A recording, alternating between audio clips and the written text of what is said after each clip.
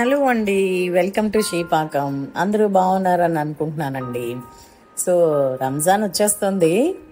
So అందరూ రంజాన్ చేసుకునే వాళ్ళందరూ కూడా, సెలబ్రేట్ చేసుకునే వాళ్ళందరూ కూడా హడావుడిగా ఉంటారని అనుకుంటున్నాను. సో మనం కూడా అందరం ఈ హలీం అయితే, రంజాన్ స్పెషల్ హలీం తయారు చేయకుండా ఎలా అండి? రంజాన్ వస్తుంది కదా, సో మనం కూడా హలీం తయారు చేసుకుందాం. సో దానికైతే మనకు కావాల్సిన పదార్థాలు అయితే చూసేద్దామండి. ముందుగా దానికి కావాల్సినవి అయితే మనకి 1/2 kg మటన్. ఇక్కడ 1/2 kg మటన్కి మాత్రమే చేస్తున్నామండి.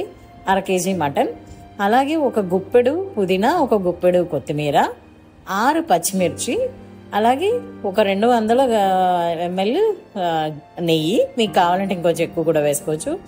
ఒక 15 జీడిపప్పులు, ఒక 15 బాదం పప్పులు, ఒక 50 గ్రాములు పెరుగు, అలాగే 1 టీ స్పూను తోక మిరియాలు, అలాగే 1 టీ స్పూను మామూలు మిరియాలు, అలాగే సోంపు 1 టీ స్పూను, 1 టీ స్పూన్ షాజీరా, 2 టీ స్పూన్లు ధనియాలు, అలాగే 1 నల్ల యాలుక, 6 మామూలు యాలకులు, పచ్చ యాలకులు, అలాగే దాల్చిన చెక్క 2 ముక్కలు, ఒక 6 లవంగాలు, ఒక 2 టీ స్పూన్లు జింజర్ గార్లిక్ పేస్ట్ అంటే అల్లం వెల్లిపాయ ముద్ద, ఒక స్టార్ అనీస్ అండి, అలాగే ఒక అనాస్ పువ్వు అనమాట, ఒక అనాస్ పువ్వు, 2 పత్తర్కా ఫూల్ 2 ముక్కలు, అలాగే పావు ముక్క జాజికాయ అండి, అలాగే ఒక 4 ఉల్లిపాయలను అయితే మాత్రం మీరు నిలువుగా కట్ చేసుకుని వాటిని వేయించి బ్రౌన్ కలర్గా వేయించి ఉంచుకోండి.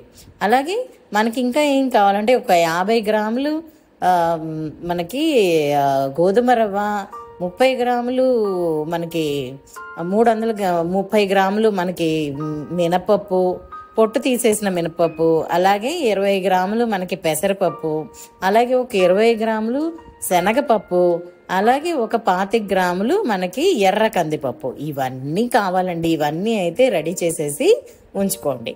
ఇప్పుడు ఏం చేస్తారంటే మనం తీసుకునే ఈ పప్పులన్నిటినీ కూడా శుభ్రంగా ఒక 2 గంటలు, కనీసం ఒక 2 గంటల ముందన్నా సరే నానబెట్టేసి ఉంచుకోండి. మొత్తం అన్ని పప్పులు కలిపేసేసి నానబెట్టచ్చండి. అంటే జీడిపప్పు, బాదం కూడా అందులో వేసేసేసి మనం పెట్టుకున్న ఈ పప్పులన్నీ కూడా నానబెట్టేసి ఉంచుకోండి. ముందుగా ఒక కుక్కర్ని అయితే పెట్టేసుకుని ఆ కుక్కర్లో ఏం చేద్దామంటే కొంచెం నెయ్యి వేసుకుని కుక్కర్లో ఈ మటన్ అయితే మనం కడిగి ఉంచుకున్నాం కదండి, ఈ మటన్ అయితే వేసేసేసి మటన్ వేసేసేసి శుభ్రంగా దీని తర్వాత ఏం చేయాలంటే మనం పెరుగు, అలాగే కొత్తిమీర, పుదీనా, ఈ వేయించి ఉంచుకున్న ఉల్లిపాయల్లోంచి సగం ఉల్లిపాయలు లేదా 30 కూడా వేసేయచ్చండి. ఒక వేయించిన ఉల్లిపాయలు, అలాగే నీళ్లు పోసేసి, అలాగే అల్లం వెల్లుల్లిపాయ ముద్దను కూడా వేసేసేసి నీళ్లు పోసి దీన్ని ఏం చేయాలంటే మనం కుక్కర్ మూత పెట్టేసేసి బాగా విజిల్స్ రానివ్వాలండి. మనకు తెలుసు కదా, ఒక 5-6 విజిల్స్ వరకు రానిస్తే అప్పుడు మనకి మెత్తగా ఉడికిపోతుందండి ఈ మటన్. ఈ లోపు ఏం చేయాలంటే మీరు మొత్తం ఈ మసాలా దినుసులు అన్నిటినీ కూడా ఒక పాత్రలో వేసి నూనె వేయకుండా వేయించుకోండి,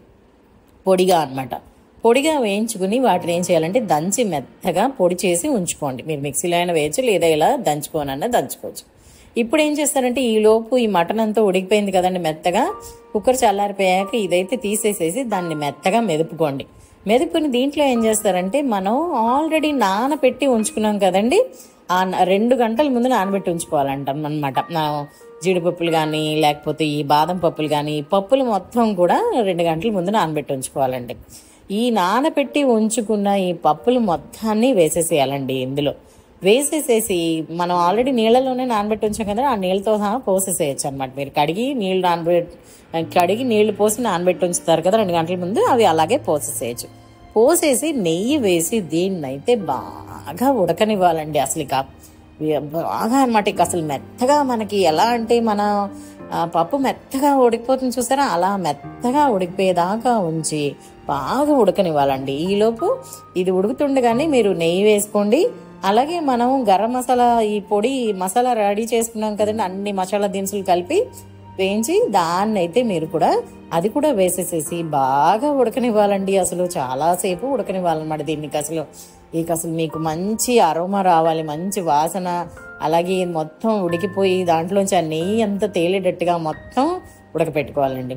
మొత్తం అది బాగా అలా బాగా ఉడికిపోయాక ఈలోపు జీడిపప్పులను అయితే మీరు ఇలా వేయించుకుని దాంతో గార్నిష్ చేసుకోండి. అలాగే మిగిలిన ఉల్లిపాయలు, వేయించిన ఉల్లిపాయలు ఉన్నాయి కదండి అవి, అలాగే కొంచెం కరివేపాకు వేయించుకుని ఇవన్నీ వేసి మీరు గార్నిష్ చేసుకున్నారంటే అద్భుతమైన హలీం అయితే మీకు ఇంట్లోనే మీరు ఇలా చాలా ఈజీగా తయారు చేసుకోవచ్చండి. టైం పడుతుంది కానీ చాలా చాలా టేస్టీగా ఉంటుంది. సో తప్పకుండా ట్రై చేయండి. మీకు ఈ రెసిపీ కనుక నచ్చినట్టయితే తప్పకుండా లైక్ అండ్ షేర్ చేయండి. Thank you for watching.